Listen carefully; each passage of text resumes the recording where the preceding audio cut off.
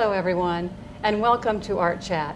I'm Marge Lee, and today we're in the estuary chatting with glass artist Michael Armstrong. Welcome, Michael. Thank you. Welcome to you as well. Well, we're in your studio, and it's kind of warm out here, but you do some very cool things with glass. Tell us what fused glass is. Well, basically, at its most basic, fused glass is taking individual pieces of glass, forming them into an object, taking that formed object, put it in a kiln, and heating the glass until to around 1500 degrees, so that it begins to melt, and then cool that glass. And when it cools, it has fused into a single object. So the objective is to take individual pieces of glass and make them into a single object. It sounds like a very fun activity. And here you've set up an example to show us how it works. I can give you an example. If you look at this particular piece, I can show you how that was put together. Okay. You start with a piece of clear glass and some just copper wire. This is just an extension cord that I've cut up. Take that and curl it into a piece there. All right. And this is an actual particular glass for fusing, is that correct? Yes, you can fuse almost any glass, but if you're going to take two pieces or more, they have to be compatible. I see. Otherwise, you end up with broken pieces when you're done. I see. So it's special glass in that sense. Okay. So a couple of pieces of copper wire, right. some metal filings, which I won't actually put on there. Okay. We could put a sprinkling of metal filings on there. And where do you get metal filings? Just from a regular store somewhere? Well, these actually came from West Marine. Okay. They're filings off a marine zinc. I see. So go down to West Marine, ask them for their cheapest zinc. Okay. Take a second piece of glass and put it on top of that. Like a sandwich? Like a sandwich. And then put that piece into a kiln. Okay, and that's a little kiln behind you. We have a kiln over here. All right. And this is the most basic kiln. It's a little guy. Yeah. So the limitation the kiln imposes is the size of the piece. So this is just about as big a piece as I can do in this kiln. Okay. So I Line it up. square that up. Put that on there. Kind of like baking a cake. It kind of is, only rather than baking it at 350, it's being baked at 1500. And how long will that take before it's done? It will take probably about an hour and a half to get it from room temperature to fusing temperature. And then I just unplug the kiln and it cools. It'll take several hours for it to cool. So it's a multi-hour process, but at its simplest, that's it. That's it? It can get much more complicated than that when you start considering the chemistry of the glass, the physical properties of the glass, exactly what you want the glass to do, and that dictates the temperature that it's heated to. So it can get complex, but it can also be a simple and very fulfilling process for the beginner. It's quite beautiful. So this sort of thing would have resulted when you fired that, correct? Right. So you can see the wires. This is a little different idea.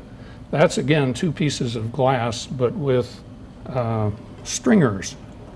And I'll show you what a stringer is. And are those glass? These are glass. Ah. So you take pieces like that, cut to the appropriate length, and temporarily glued in place, and then fired, and that's what you get. And you get this very beautiful artwork. And the third piece there is even more specialized glass. This is a piece of clear glass underneath. Each of that and that and that are three different types of glass This reacts with silver to turn gold, Oh, or to turn bronze. Uh-huh. That reacts with silver to turn gold, and that's just clear glass. So that's a sheet of silver foil under there reacting to 3 different types of glass that I put on top. so you have to know a little bit about chemistry when you're doing this. Yeah, it's kind of half technology Yeah. and half artistry. So the idea is to formulate the effect that you want and then put together the right glass, the right metals, and the right temperatures to achieve the effect that And you get desire. this beautiful effect.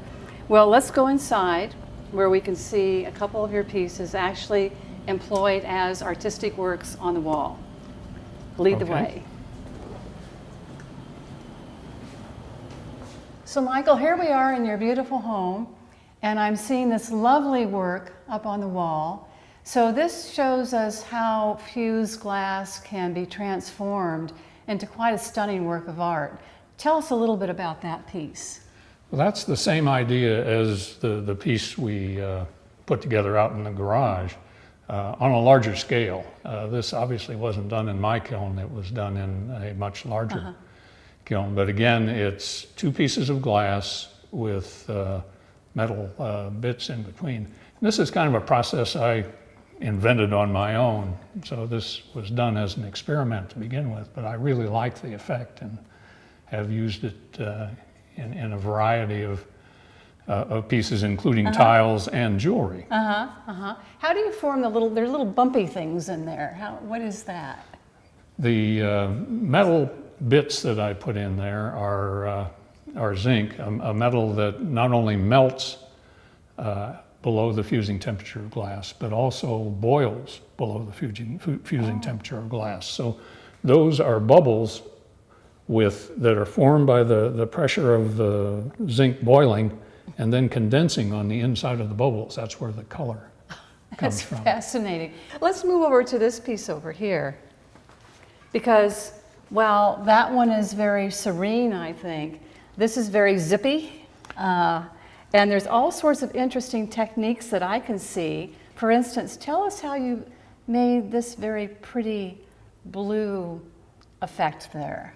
Well, this is a sulfur-based glass. These are strips of silver foil. And the blue is a copper-based glass.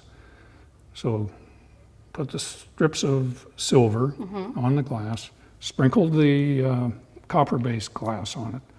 And when it's fired, the copper reacts with the sulfur in the glass, but not with the silver. So it maintains its blue color on the silver. And of course, some of the silver is reflecting through it, which makes it glow.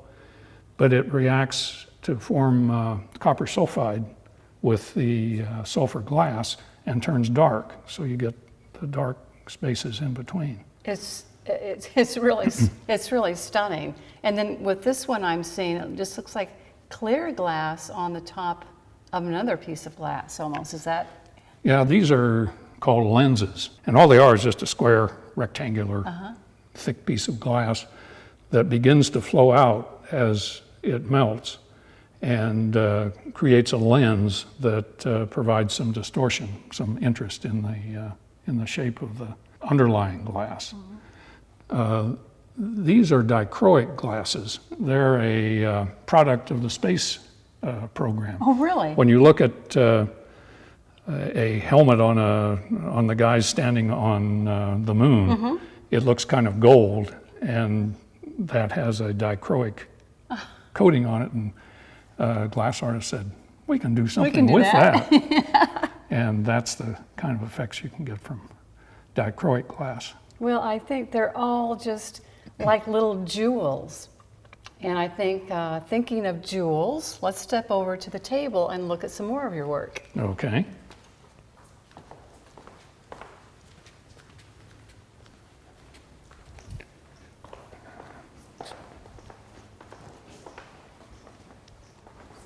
So here we are, and this shows us beautiful application of glass for jewelry. And this is from your wife's collection. You made all this for her. Yes. Lucky woman. Talk to us about some of these pieces. This one catches my eye.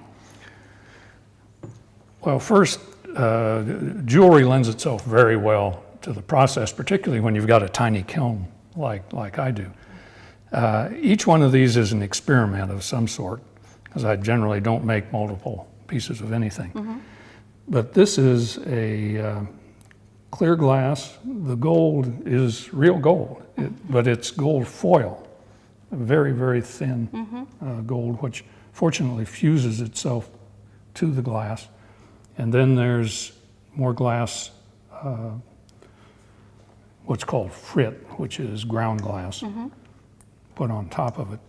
And then pieces on top, well, there's an underlying piece of an iodized glass. It all fuses together. Well, and one other feature here is the bail, which is just copper wire, which is fused in there.